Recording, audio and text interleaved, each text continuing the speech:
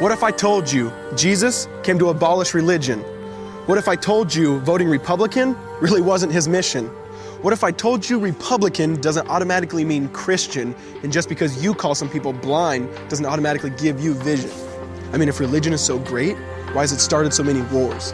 Why does it build huge churches but fails to feed the poor? Tell single moms God doesn't love them if they've ever had a divorce, but in the Old Testament, God actually calls religious people whores.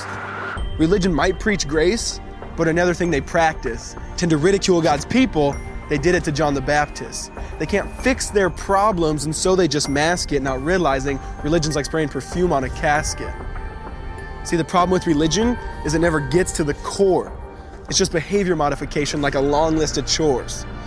Like, let's dress up the outside, make it look nice and neat. But it's funny, that's what they used to do to mummies while the corpse rots underneath. Now, I ain't judging, I'm just saying, quit putting on a fake look. Because there's a problem if people only know that you're a Christian by your Facebook. I mean, in every other aspect of life, you know that logic's unworthy. It's like saying you play for the Lakers just because you bought a jersey. See, this was me too, but no one seemed to be on to me.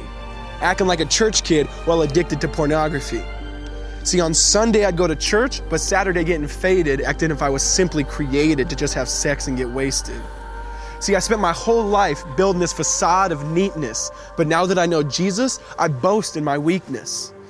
Because if grace is water, then the church should be an ocean. It's not a museum for good people, it's a hospital for the broken. Which means I don't have to hide my failure, I don't have to hide my sin. Because it doesn't depend on me, it depends on Him. See, because when I was God's enemy, and certainly not a fan, He looked down and said, I want that man. Which is why Jesus hated religion, and for it He called them fools. Don't you see so much better than just following some rules?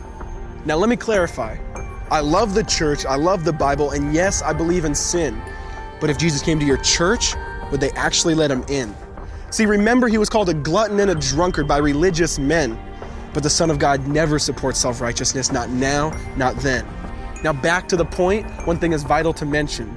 How Jesus and religion are on opposite spectrums. See, one's the work of God, but one's a man-made invention. See, one is the cure, but the other's the infection. See, because religion says do, Jesus says done. Religion says slave, Jesus says son. Religion puts you in bondage, while Jesus sets you free. Religion makes you blind, but Jesus makes you see. And that's why religion and Jesus are two different clans. Religion is man searching for God. Christianity is God searching for man. Which is why salvation is freely mine, and forgiveness is my own. Not based on my merits, but Jesus' obedience alone. Because He took the crown of thorns and the blood dripped down His face. He took what we all deserved. I guess that's why you call it grace. And while being murdered, He yelled, Father, forgive them. They know not what they do.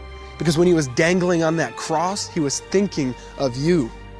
And He absorbed all your sin and He buried it in the tomb, which is why I'm kneeling at the cross saying, come on, there's room.